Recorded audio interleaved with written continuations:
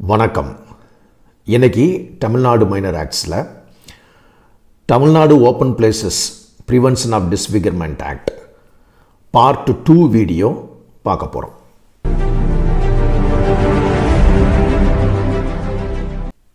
நம்ம ஏற்கனவே பார்ட் 1 வீடியோவில் definition clause and also section 3ல் அந்த பீனல் ப்ரொவிஷன்ஸும் பார்த்தோம். இப்போ இந்த வீடியோவில் மற்ற இதர ப்ரொவிஷன்ஸ் நம்ம பார்ப்போம். நவ் செக்ஷன் 4ல் penalty for unauthorised disfigurement by advertisements. ஒரு அட்வர்டைஸ்மெண்ட் மூலமாக ஒருத்தருடைய ஏற்புதல் பெறாமல் அவங்களுடைய அந்த சுவற்றையோ அவங்களுடைய இடங்களையோ விளம்பரத்தின் மூலமாக அழகை கெடுக்கும் விதமாக செயல்படுவது குற்றம் அப்படின்னு சொல்லி செக்ஷன் 4ல் சொல்லிடுறாங்க. அதாவது ஏற்கனவே நம்ம பார்த்துருக்கோம், அந்த வீடியோலையும் பார்த்துருக்கோம். 3 விதம். அதாவது ஒட்டுறது அஃபிக்சஸ், அதே மாதிரி இன்ஸ்கிரைப் ஏதாவது எழுதுறது, அதே மாதிரி எக்ஸிபிட்ஸ் காட்சிப்படுத்துறது. இது 3மே எங்கே நடக்கணும்? Places open to the public public வியூவில் இருக்கிற மாதிரியான அந்த சுவற்றிலேயோ இல்லை மற்ற இதுகளையோ எழுதுறது எல்லாமே குற்றம் அப்படின்னு சொல்லி சொல்லிடுறாங்க. இதில் முக்கியமாக இன்னொரு விஷயம் சொல்லிடுறாங்க. என்னென்னா, without the written consent of the owner or occupier. முக்கியமானது. அதாவது ஓனருடைய கன்சென்ட் இல்லாமல், ஒப்புதல் இல்லாமல், சம்மதம் இல்லாமல், ரிட்டர்ன் கன்சென்ட்னு சொல்கிறாங்க. எழுத்துப்பூர்வமான ஒப்புதல், சம்மதம் இல்லாமல், அல்லது ஆக்குப்பையர் ஓனர் மட்டும் இல்லை, யார் அந்த வீட்டையோ அல்லது அந்த யார் அந்த இடத்த ஆக்குப்பை பண்ணி வச்சுருக்கிறாங்களோ அவங்களுடைய எழுத்துப்பூர்வமான ஒப்புதல் இல்லாமல், அல்லது இந்த மேனேஜ்மெண்ட் ஆஃப் த ப்ராப்பர்ட்டி, அதாவது அந்த ப்ராப்பர்ட்டியை மேனேஜ் பண்ணக்கூடிய எந்த ஒரு நபருமோ அவங்களுடைய ஒப்புதல் இல்லாமல் சப்போஸ் எதையும் காட்சிப்படுத்தினாலோ எழுதினாலோ வெளிப்படுத்தினாலோ இவை எல்லாமே குற்றம் அப்படின்னு சொல்லிடுறாங்க. இதுக்கு தண்டனை என்னென்னா இம்ப்ரிசன்மெண்ட், சிறை தண்டனை 3 மாதங்களோ அல்லது fine extended to 100 rupees, 200 rupees ஃபைனோ அல்லது இவை இரண்டுமோ கொடுக்கறதுக்கு வாய்ப்பு இருக்குது. அதே மாதிரி அவ்வாறு சப்போஸ் ஒரு கோர்ட்டு டிசைட் பண்ணி அவருக்கு தண்டனை கொடுக்கணும் அப்படின்னு முடிவு பண்ணுற பட்சத்தில் இழப்பீடாக என்ன பண்ணலாம்னா, அதாவது இழப்பீடு இந்த சென்ஸ் அந்த செலவு தொகை இருக்கு இல்லையா, அந்த ஃபார் எக்ஸாம்பிள் ஒரு வீட்டில் போஸ்டர்ஸு இது ஒட்டியிருப்பாங்க அவங்களோட அனுமதி இல்லாமல். இப்போ அதுக்கு இப்போ இழப்பீடாக கோர்ட் என்ன பண்ணலாம்னா 500 ரூபா அப் டு 500 rupees வரைக்கும் என்ன பண்ணலாம், அந்த அமௌண்ட்டை இழப்பீடாக அந்த ஓனருக்கோ அல்லது அந்த ஆக்குப்பெயருக்கோ அல்லது அந்த ப்ராப்பர்ட்டியை மேனேஜ் பண்ணுறவருக்கோ செலுத்த சொல்லி கோர்ட்டு ஆர்டர் போடலாம். அதான் செக்ஷன் 4ல் சொல்லியிருக்காங்க. சரி, இப்போ அடுத்து செக்ஷன் 4லே அமெண்ட்மெண்ட்ஸ் இருக்குது. 4A, அதாவது prohibition of pasting of posters, fixing of 30 boards extra. அதாவது சுவரொட்டிகள் ஒட்டுதல், அதை தடுக்கிறது. ஃபிக்ஸிங் ஆஃப் 30 போர்ட்ஸ், பலகைகள் இருக்கு இல்லையா, 30 பலகைகள் பொருத்துறது, இவைகள்லாம் தடுக்கும் விதமாக இந்த செக்ஷன் 4A அமெண்ட்மெண்ட் இந்த ஆக்டில் கொண்டு வர்றாங்க.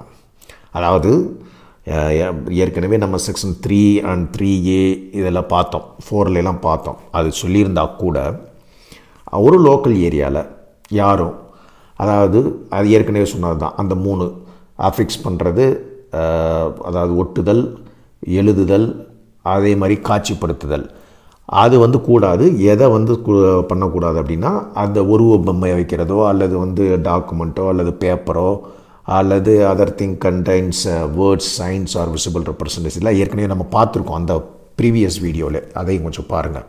ஸோ அந்த மாதிரியான செய்கைகள், அதாவது இந்த மாதிரி தட்டி அல்லது பலகைகள் போஸ்டர்ஸு இவையெல்லாம் வந்து பண்ணக்கூடாது அப்படிங்கிறத வந்து சொல்லிடுறாங்க. அதே மாதிரி இப்போ ஃபார் எக்ஸாம்பிள் ஒரு சில போஸ்ட்டு அல்லது போல் ஒரு குச்சி அல்லது ஸ்டாண்டர்ட் ஃப்ரேம் இருக்குது. சில இதில் வந்து செவுரில் வந்து இது வச்சுருப்பாங்க, செவுத்துக்கு வந்து முட்டு கொடுக்கறதுக்காக வேண்டி சில தூண்கள் அமைச்சிருப்பாங்க. ஃபார் எக்ஸாம்பிள் இந்த பாலங்கள்லாம் பார்த்துருப்பீங்க, கீழே அந்த தூண்லாம் இருக்கும். அதே மாதிரி வீடுகளில் அல்லது கடைகளில் இந்த மாதிரி தூண்கள் ஸ்டாண்டர்ட் ஃப்ரேம் ஒர்க்.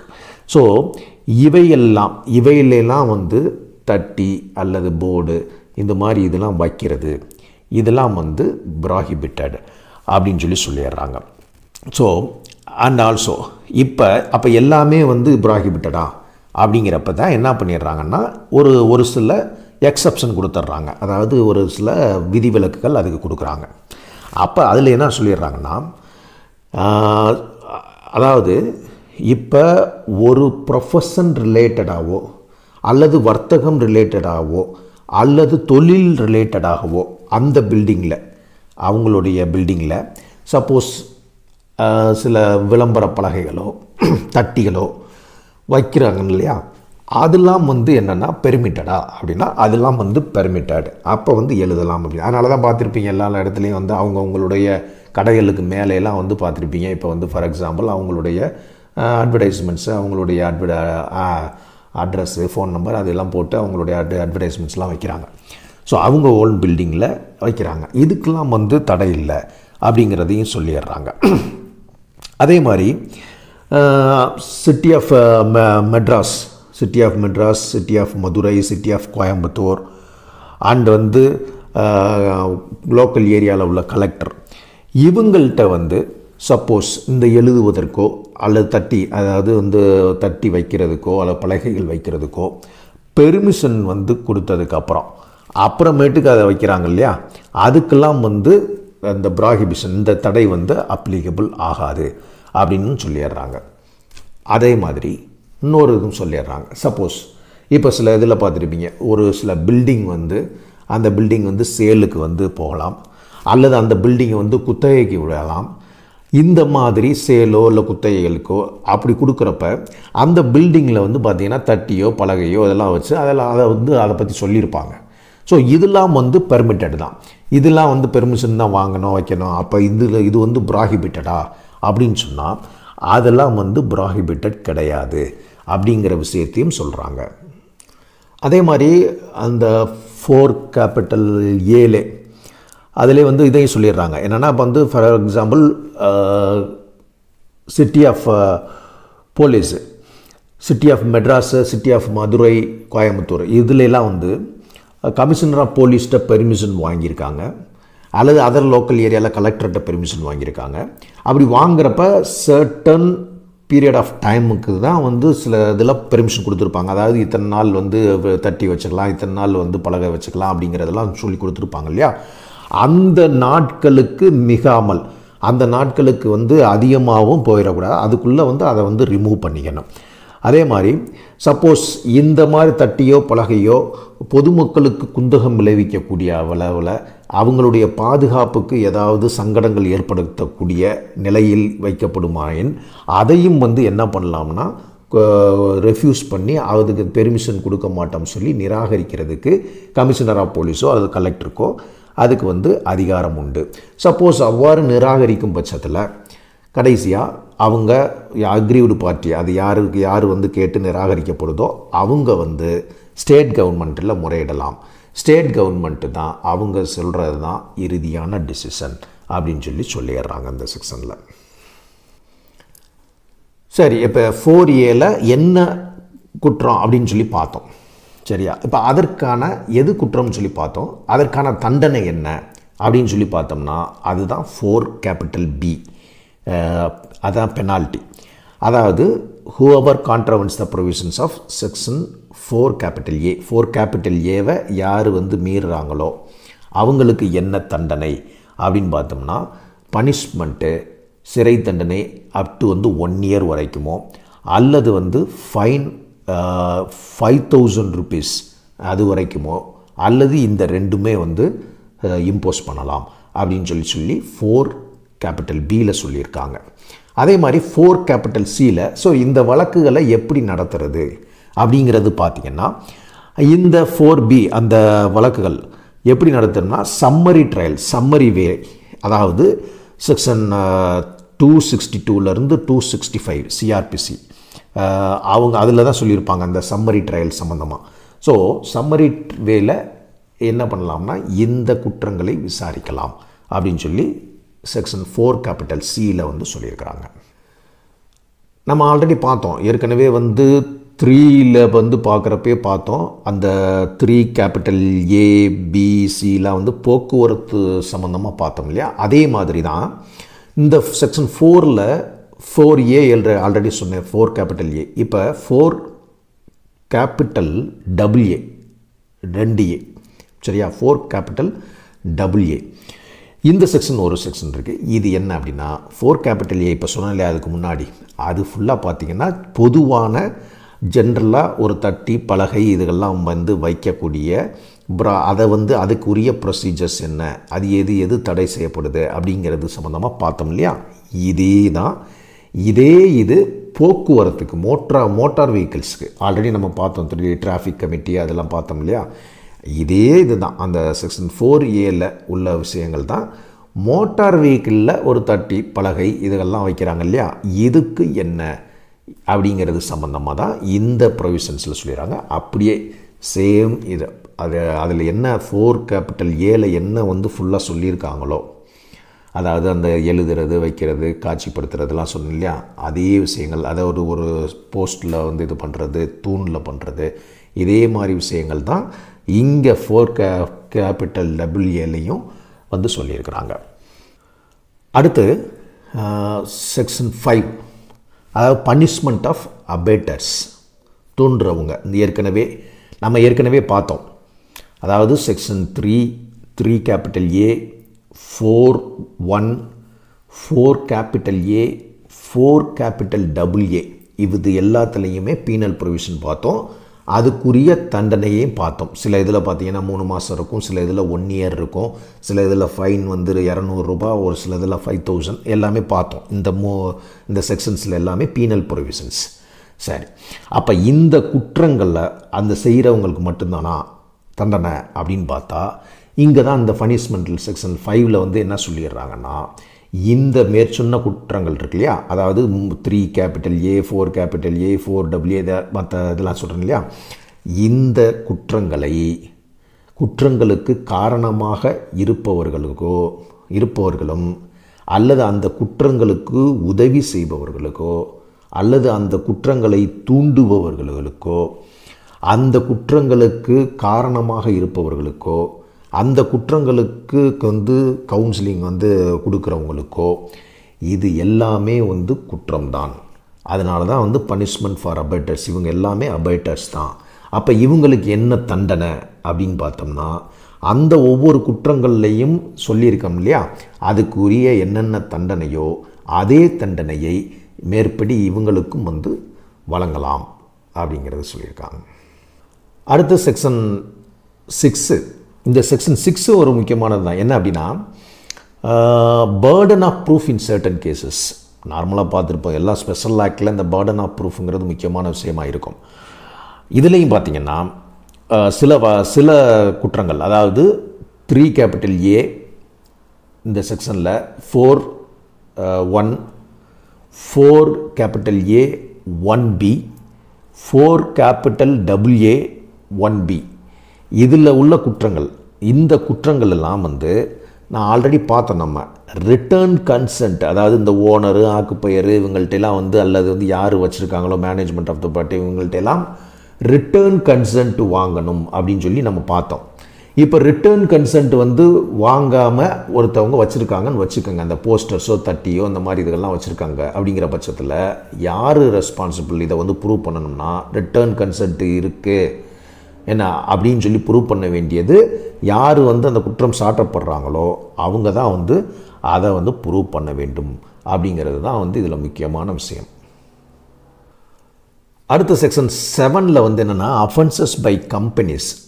அதாவது இதே குற்றங்கள் மேற்சொன்ன குற்றங்கள், அதாவது 3 capital A 4 capital A 4 capital AA எல்லாம் சொல்லிட்டு வந்தேன் இல்லையா, இந்த குற்றங்கள்லாம் ஒரு கம்பெனியே வந்து செய்துன்னு வச்சுக்கோங்களேன். அப்போ அட் த டைம் ஆஃப் அந்த அஃபென்ஸ் கமிட் பண்ணப்போ யார் who is in charge of the company அவங்க தான் வந்து என்னென்னா அதில் ரெஸ்பான்சிபிள் அப்படிங்கிறது சம்மந்தமாக செக்ஷன் 7 சொல்லிடுறாங்க. அதில் சப்போஸ் அந்த கம்பெனியில் உள்ள பர்சன்ஸ் இருக்காங்க இல்லையா, அவங்க வந்து இப்போ அவங்களுடைய நாலேஜ் இல்லாமல் அல்லது அவங்க வந்து ஃபுல்லாக ரொம்ப கவனம் செலுத்தியும் இது மாதிரி வந்து அவங்களுக்கு அப்பாற்பட்டு இந்த மாதிரியான குற்றங்கள் நடந்திருக்கு அப்படிங்கிறது நிரூபிக்க வேண்டியது அவங்களுடைய டியூட்டி தான். ஸோ அப்போ அப்படி இல்லாத பட்சத்தில் யார் who is responsible in charge for the company அவங்கள இது குற்றத்திற்கு ஆளானவங்களாக கருதப்படுவார்கள். சார், இப்போ வந்து நம்ம பீனல் ப்ரொவிஷன் சம்மந்தமாக ஓரளவுக்கு பார்த்துட்டோம். இப்போ இந்த குற்றங்கள் வந்து காக்னிசபிள் அஃபென்ஸா அப்படின்னு சொல்லி பார்க்குறப்ப செக்ஷன் 8 என்ன சொல்லிடுறாங்க, அஃபென்சஸ் அண்டர் தி ஆக்ட் வந்து டு பி காக்னிசபிள், அதாவது cognisable police can arrest without warrant. இந்த குற்றங்களை வந்து போலீஸ் வந்து செய்கிறப்ப போலீஸ் வந்து என்ன பண்ணலாம்னா அரெஸ்ட் பண்ணலாம் வித்தவுட் வாரண்ட் அப்படின்னு சொல்லிடுறாங்க. அப்போ இதில் ஸ்பெசிஃபிக்காக வந்து என்னென்னா இது பெயிலபுளாக நான் பெயிலபுளான்னு கொடுக்கல. அப்படி கொடுக்காத பட்சத்தில் ஆட்டோமேட்டிக்காக உங்களுக்கு தெரியும். பெரும்பாலும் என்னென்னா சிஆர்பிசியில் அந்த ஷெட்யூல்டு 2 போய் பார்த்தோம்னா நம்மளுக்கு தெரியும். அதில் கொடுத்துருப்பாங்க எது பெயிலபிள் எது காக்னிசபிள் அப்படின்னு சொல்லிட்டு. ஃபார் எக்ஸாம்பிளுக்கு அப் டு 3 இயர்ஸ் வரைக்கும் உங்களுக்கு இது ஏற்கனவே தெரிஞ்சது. இது வந்து இன்னொரு வீடியோவில் இருக்குது, அதில் போய் பார்த்துக்கோங்க, பார்த்து தெரிஞ்சுக்கோங்க.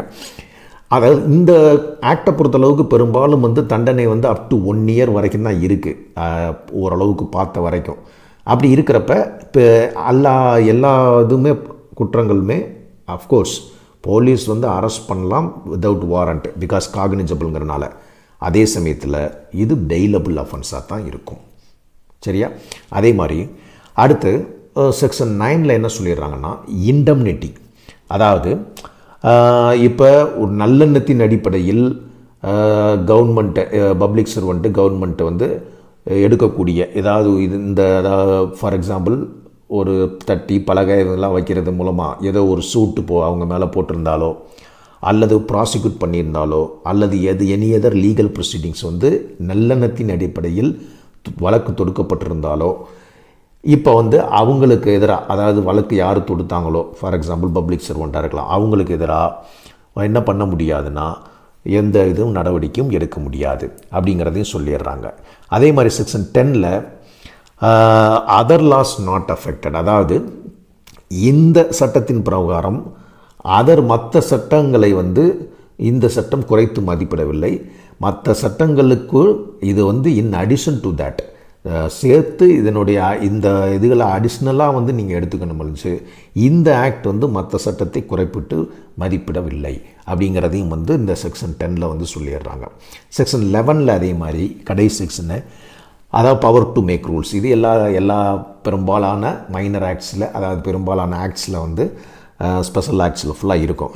அதாவது ஸ்டேட் கவர்மெண்ட் வந்து இதை பொறுத்தளவுக்கு ஸ்டேட் கவர்மெண்ட் ஆக்ட்டுங்கிறனால ஸ்டேட் கவர்மெண்ட் வந்து அவங்களுடைய ரூல்ஸை வந்து அவங்க வந்து எனாக்ட் பண்ணிக்கலாம். எனாக்ட் பண்ணதுக்கப்புறம் என்ன ஆட்டோமேட்டிக்காக லெஜிஸ்லேட்டிவ் அசம்பிளியில் வச்சு அதுக்கு ப்ளேஸ் பண்ணி அதை வந்து விவாதம் பண்ணி அதுக்கப்புறமேட்டுக்கு அதை கொண்டு வருவாங்க. ஸோ அதுதான் வந்து இந்த பவர் டு மேக் ரூல்ஸ் வந்து செக்ஷன் 11 வந்து ஸ்டேட் கவர்மெண்ட் அவங்க ரூல்ஸை வந்து எனாக்ட் பண்ணிக்கலாம் அப்படிங்கிறது சம்மந்தமாக சொல்லியிருக்காங்க. சரி, நாம் இது வரைக்கும் இந்த ஆக்டை பற்றி பார்த்தோம் டீட்டெயிலாக. 11 செக்ஷன்ஸ் இருக்குது. சரி, இப்போ இந்த ஆக்டோடு சேர்ந்து 1959 ரூல்ஸும் வந்து ஃப்ரேம் பண்ணுறாங்க. இந்த ரூல்ஸ் வந்து மொத்தம் வந்து 5 ரூல்ஸ் அதில் வந்து ஃப்ரேம் பண்ணியிருக்காங்க. அதில் வந்து என்ன ரூல்ஸ் என்னன்னா, Tamil Nadu open places prevention of disfigurement ஆக்டுக்கு பதிலாக ரூல்ஸ் அப்படின்னு சொல்லி வச்சுருங்க. ஸோ இந்த 5 ரூல்ஸில் முக்கியமானதை பார்த்தோம்னா, அதாவது ரூல் நம்பர் 2 என்ன சொல்லிடுறாங்கன்னா, இப்போ முனிசிபாலிட்டி அப்படின்னா முனிசிபல் கமிஷனரு, கார்பரேஷன் வச்சுக்கோங்களேன் கார்பரேஷன் கமிஷனரு, இப்போ பஞ்சாயத்து இந்த மாதிரி வந்து டவுன்ஷிப்னால் வந்து எக்ஸிக்யூட்டிவ் அத்தாரிட்டி, ஹைவே டிபார்ட்மெண்ட்னால் அசிஸ்டன்ட் இன்ஜினியர் ஹைவேஸு, பிடபிள்யூடினா பிடபிள்யூடி அசிஸ்டன்ட் இன்ஜினியர் பிடபிள்யூடி, இவங்கெல்லாம் தான் தே ஆர் த மேனேஜ்மெண்ட். அவங்க தான் வந்து அந்த பில்டிங்கோ அல்லது அந்த ரோடு, இப்போ ஹைவேனா ரோடு இதுக்கெல்லாம் வந்து மேனேஜ்மெண்ட் அத்தாரிட்டி அப்படின்னு சொல்லி வந்து சொல்லிடுறாங்க ரூல் நம்பர் 2ல். அதே மாதிரி ரூல் நம்பர் 3ல் வந்து என்ன சொல்லிடுறாங்க, இது ஒரு முக்கியமானது. ரூல் நம்பர் 3ல் அதாவது சப்போஸ் இப்போ ஒரு தட்டி பலகை இந்த மாதிரி வந்து ஒரு அஃபென்ஸ் நடக்குதுன்னு வச்சுக்கோங்க. அப்போ போலீஸ் என்ன பண்ணலாம்னா அதை சீஸ் பண்ணலாம். சீஸ் பண்ணுறதுக்கு அவங்களுக்கு அதிகாரம் இருக்குது. அதை சீஸ் பண்ணி கோர்ட்டில் ப்ரொடியூஸ் பண்ணணும். அப்போ இந்த ரூல் நம்பர் 3ல் என்ன சொல்லிடுறாங்கன்னா, அது மாதிரி வந்து சீஸ் பண்ண முடியலைன்னா என்ன பண்ணலாம்னா அதனுடைய ஃபோட்டோஸ்டாட் காப்பி, அதாவது ஃபார் எக்ஸாம்பிள் வந்து நகல், அதாவது அந்த வந்து இப்போ ஃபோட்டோ எடுத்து அதனுடைய காப்பி இருக்கு இல்லையா, அந்த காப்பியை கூட வந்து கோர்ட்டில் வந்து ப்ரொடியூஸ் பண்ணலாம். அதை ஏற்றுக்கலாம். மேனுஸ்கிரிப்ட், அதாவது கைப்பட எழுதி அதில் முக்கியமானோன்னு சொல்லிடுறாங்க வித் 2 persons அட்டஸ்டட் பண்ணணும் அப்படின்னு சொல்லிடுறாங்க. அப்போ இதில் என்ன முக்கியம்னா, அதாவது நீங்கள் ஒரு வேளை அந்த தட்டி பலகை இப்போ பெரிய இது இருக்கும், அதை ஃபுல்லாக கோர்ட்டில் ப்ரொடியூஸ் பண்ண முடியாத ஒரு சூழல் இருக்கும். ஏன்னா ஹைவேல பெரிய அட்வர்டைஸ்மெண்ட்டை வச்சுருக்காங்க, அதன் மூலமாக ஏதோ இதாகுதுன்னு வச்சுக்கோங்க, அஃபென்ஸாக கமிட் ஆகுதுங்கிறப்ப அதை கொண்டு வந்து கோர்ட்டில் ப்ரொடியூஸ் பண்ண முடியலைன்னா அதை வந்து நம்ம என்ன பண்ணலாம், ஃபோட்டோ எடுத்து 2 அட்டஸ்டட் விட்னஸ் மூலமாக அட்டஸ்ட் பண்ணி இந்த ஆவணத்தை நீதிமன்றத்தில் ப்ரொடியூஸ் பண்ணலாங்கிறத ரூல் நம்பர் 3ல் வந்து சொல்கிறாங்க. அதே மாதிரி ரூல் நம்பர் 4ல் என்ன சொல்லிடுறாங்கன்னா, இப்போ இந்த அட்வர்டைசர்ஸுங்கிறவங்க யாருன்னா, யார் அதை அட்வர்டைஸ் பண்ணுறாங்களோ அவங்க வந்து யாருக்காக அட்வர்டைஸ் பண்ணுறாங்களோ, இப்போ ஃபார் எக்ஸாம்பிள் ஒரு கம்பெனிக்காக அட்வர்டைஸிங் வந்து ஒருத்தவங்க பண்ணுவாங்க. அப்போ யாருக்காக பண்ணுறாங்க, ஏஜென்சி யார், அவங்க நேமு, ஏஜென்சி நேமு, அவங்க யார், அவங்களுடைய அட்ரஸ் என்ன, இது எல்லா டீட்டெயிலையும் வச்சுக்க வேண்டியது யாரோட இதுனா அந்த அட்வர்டைஸரோடைய முக்கியமான டியூட்டி அப்படிங்கிறது ரூல் நம்பர் 4ல் சொல்லிடுறாங்க. ரூல் நம்பர் 5ல் என்ன சொல்லிடுறாங்கன்னா, இந்த மாதிரி அட்வர்டைசர்ஸ் பண்ணியிருக்காங்கல்ல, அவங்க போலீஸ் இன்வெஸ்டிகேட் பண்ணுறப்ப யார் வந்து இந்த ஏஜென்சி யாருக்காக அட்வர்டைஸ் பண்ணுறாங்க அந்த டீட்டெயில்ஸு அந்த பர்டிகுலர்ஸ் எல்லாமே போலீஸ் கேட்டால் இன்வெஸ்டிகேட் பண்ணுறப்ப கொடுக்க வேண்டியது அந்த அட்வர்டைஸருடைய கடமை, அது கொடுக்கணும் அப்படிங்கிறது சம்மந்தமாக ரூல் நம்பர் 5ல் சொல்லிடுறாங்க. ஸோ இதில் மெயினாக வந்து ரூல் நம்பர் 3 அதான் முக்கியமானது. ஏன்னா வந்து கோர்ட்டில் ப்ரொடியூஸ் பண்ணுறது அந்த ஃபோட்டோஸ்டாட் காப்பியோட ப்ரொடியூஸ் பண்ணலாம் வித் அட்டஸ்டட் 2 விட்னஸோட. இதுதான் முக்கியமான விஷயம். ஸோ இந்த ஆக்டில் பார்ட் 1 அண்ட் பார்ட் 2 இதில் ஆல்மோஸ்ட் மேக்ஸிமம் இந்த Tamil Nadu open places prevention of disfigurement ஆக்டை பற்றி டீட்டெயிலாக பார்த்துருக்கோம். வேறு ஒரு சட்டத்தில் வேறு ஒரு வீடியோவில் சந்திக்கும் வரை